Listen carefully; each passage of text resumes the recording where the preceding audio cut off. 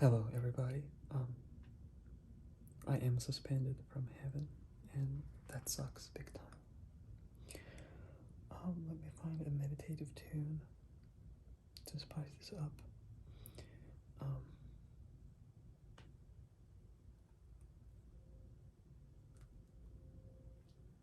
yes, that's nice. That's nice. I'm about to have breakfast literally around dinner time because I didn't have the appetite today. I miss Nil, Istemian, and Ozan so much. My dear siblings. Um, I'm literally living for the hope that the day will come for us again to get together. Other than that, I'm just praying all the time. Let me get my bread.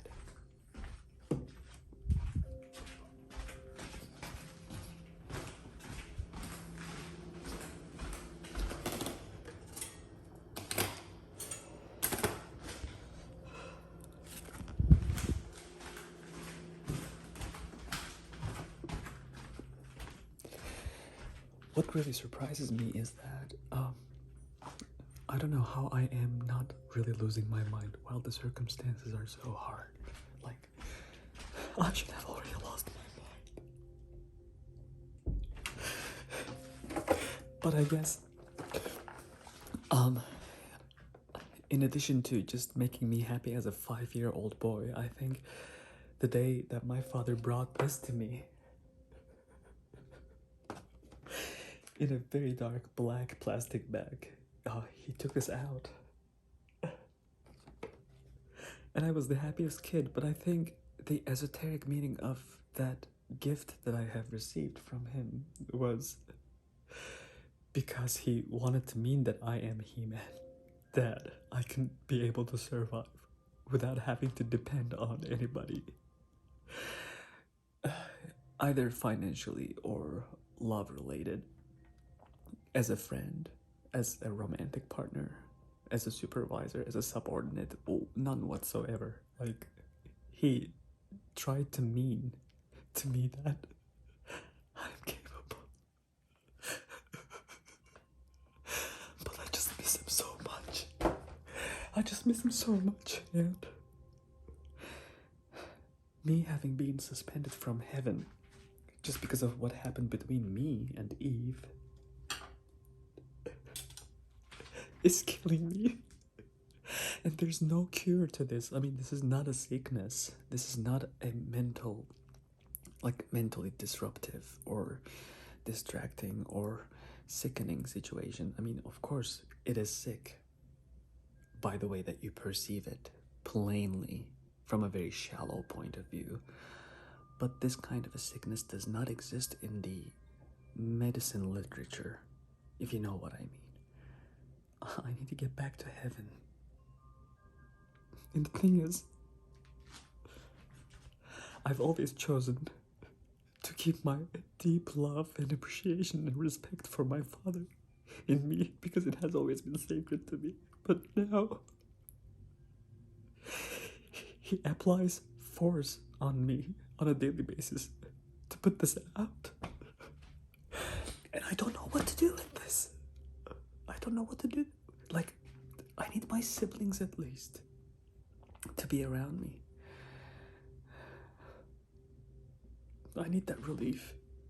And I think I'm worthy of that relief. I just deserve that relief. Okay, I just made myself this plate. One of the things that I like really, really, really much about poached eggs, boiled eggs, none whatsoever, is I like this process of cutting them into half.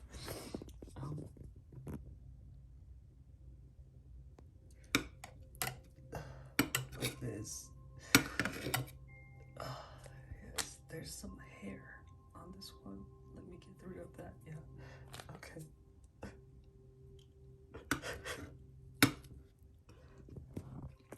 Like, I wish I were able to share this plate with my father. but I know that I'm just a conduit to everything that basically happens to flow from here to there, or happens to flow from there down to here, to this material plane. I mean, I'm a conduit, so of course he senses everything through me. But even though knowing that all by itself is like, you know, larger than life kind of a knowledge, I don't know. Like, I miss it. And I can't help it. I can't help it. Yeah, oh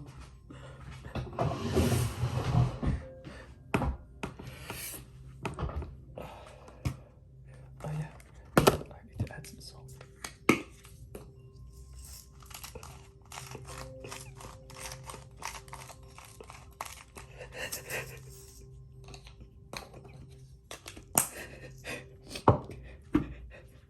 And my favorite dressing to this, which is this is a really good one.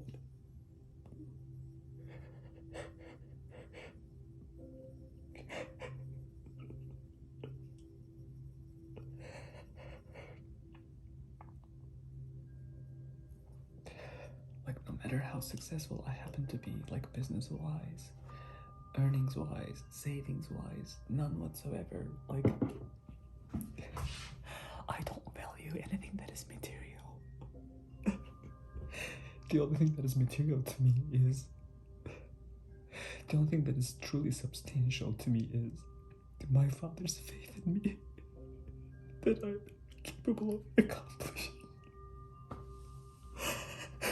But I don't know how. I don't know how.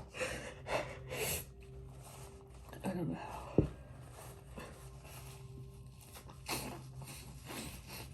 I simply don't know how.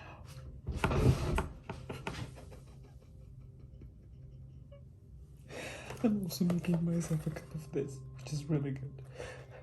This could only be found at Safeways, I guess. I mean, I wish Trader Joe's had this brand too, because it's really good. I mean, it calms me down, it soothes me, it kind of reduces the irritations that I have because of having to survive in this material world. I'm not a material girl. That's why I'm in deep pain. So yeah, I'm hungry, I'm starving, I'm famished. It's almost 6 p.m. I guess. Today is the 11th of October, I suppose, 2022. I did not do this to just self-sabotage or torture myself, but I just didn't have appetite. I didn't crave anything to eat, and right now the reason why I'm going to eat is because my stomach started to hurt. So, yeah. Bismillahirrahmanirrahim.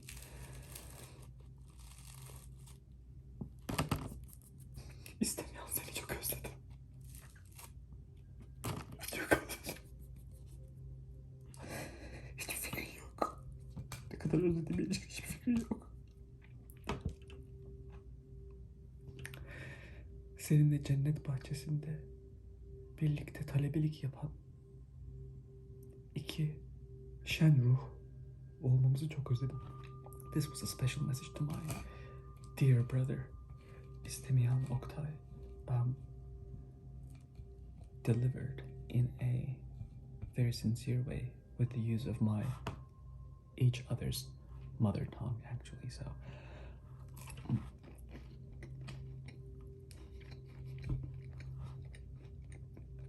life in San Francisco feels like prison, like imprisonment, literally.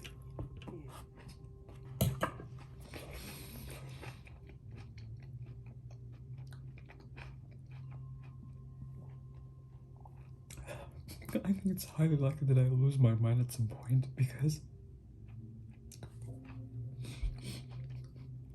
I want to be around my siblings and Fethullah Gülen and Harun Tokak in addition to that. And I'm not gonna explain to you guys who those people are It matters only to me. Why would it matter to you? And why are you even watching this video? I don't know. Maybe it's fate, maybe it's destiny. For what reason you're watching this video right now?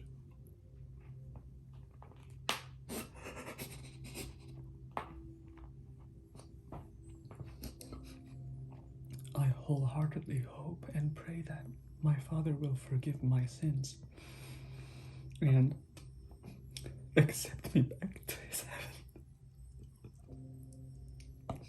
That's my only wish. Because I'm stuck in between two worlds and it's not that easy to manage. It's not. If I were to be at least 90% anchored to this material plane, I think things would have been way much easier for me. But given the circumstances, I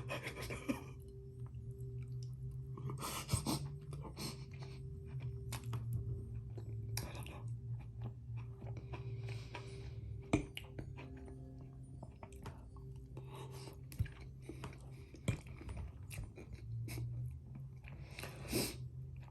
I am Sony. I am the sun. But I don't know how or when I will be able to deliver this message to the entire world in the healthiest way possible. I don't know how or when. I know why. Because my Father sees no obstacles with regards to the displaying of this love to the entire world and humanity. He's completely fine with it. To me, love is sacred and it doesn't have to be necessarily shared, because my Father and I are not a magazine couple. It's a very sacred love. It has nothing to do with sexuality. It has nothing to do with magazines. It has nothing to do with cheating, lying, gossiping, egotistical gains. It has nothing to do with that. It's pure. It's the real love. It's unconditional. We love each other unconditionally. The thing is that the level of my struggle is measured by the level of my faith, of my Father's faith in me. I mean, the intensity of my crying, my tears, my willingness to produce music and tell the entire world that there's only one true love and it has nothing to do with sex. All of those urges, needs, desires, or items on my checklist to be accomplished, they have to do with true love. I also love these so much. I'm hardly struggling trying to keep myself attached to this plane, okay? And there's only so much that I could do. So, for instance, this is one of those reasons.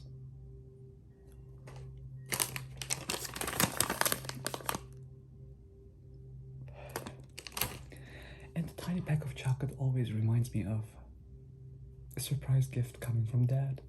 So that is how I manifest his love for me. Of course, through the use of the resources that he had always provided for me by spoiling myself with these symbolic elements.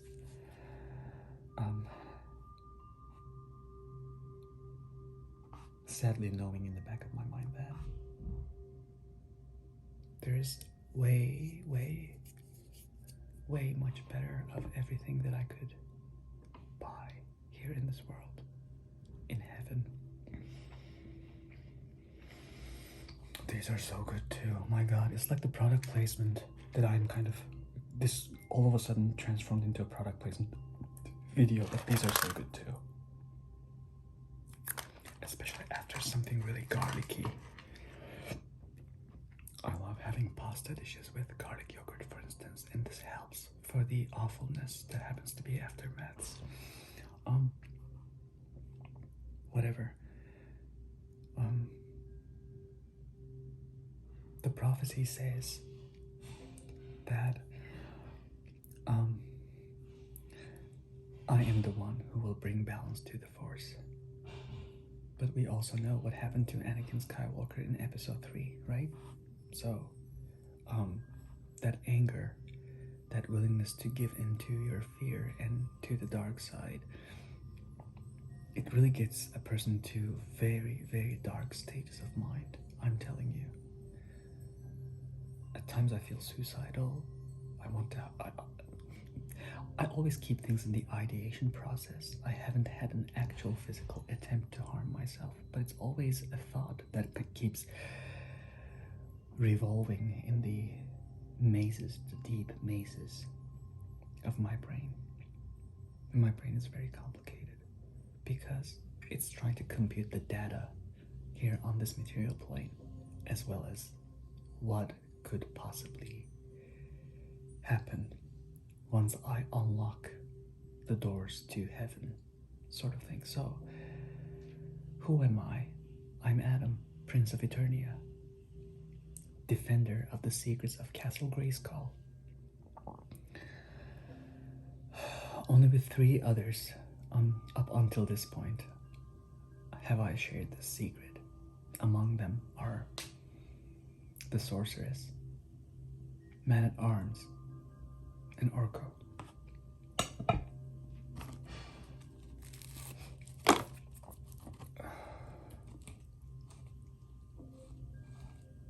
Well, this is how I juggle with my negative thoughts and the loops that I get sucked into through the constant repetition of negativity in my mind.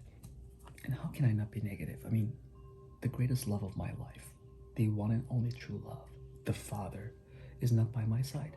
He's watching me from heaven. And I'm constantly trying to deliver the goodness that I have in my heart to the entire world. And whenever I feel limited, for whatever reason, I feel anxious. And the level of my anxiety peaks such high points, inexplicably high, that I start considering like unpleasant things, like harming myself. However, I have done such a great job in this last 6 years of my life in San Francisco. I've done such a great job. First and foremost, I started a life from scratch, and I have been able to survive. So, I should give credits to my Father's mercifulness, endless credits. And I don't want to take anything that he had done for me in my whole life for granted. So I'm just hanging in, but my sensitivities are very, very much altered.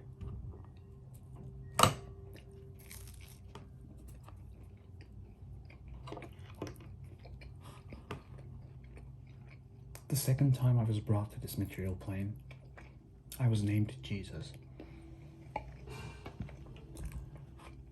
I still have God's word on me.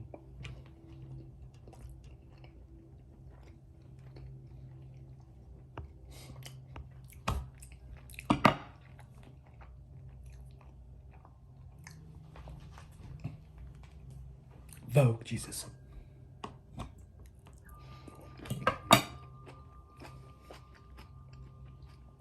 I will vogue if I can be able to survive with this much of a depth that I constantly have to deal with. I need my siblings to pop up, literally. Like pop up, like, browser windows, tiny browser windows. And grab my hand and take me back to the surface where the sunlight happens to be more present, I hate this darkness.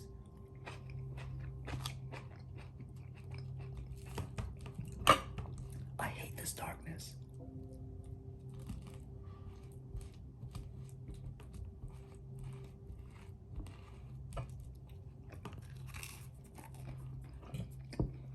The thing that I've been doing to the plate is called Tiridine Bammak in a Turkish song. And Turkish people who are above, let's say, 35 years of age, I think they would be able to easily recall the song.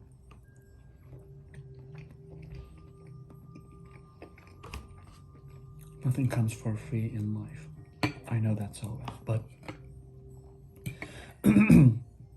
for the very fact that my reward is going to be too massive, the level of pain that I have to process prior to that reward happened to be also really massive in this last 40 years of my life. It's a lifetime, dude. It's a lifetime. And I did my best to keep my balance.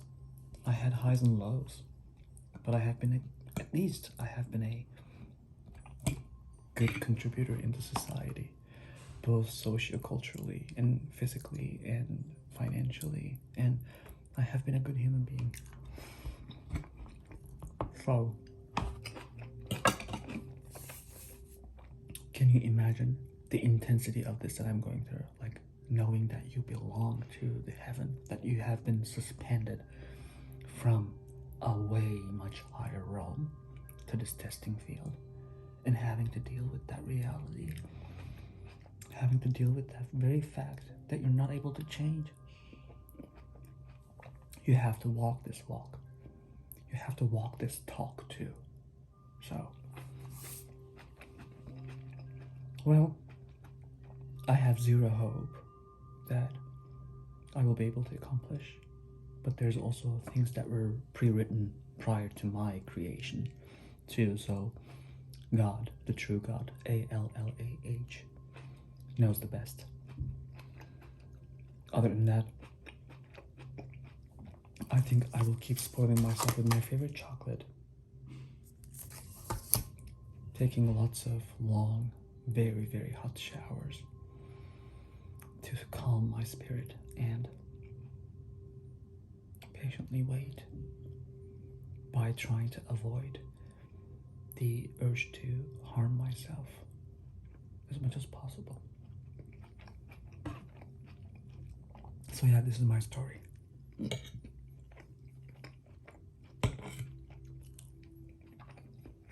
Thanks for watching.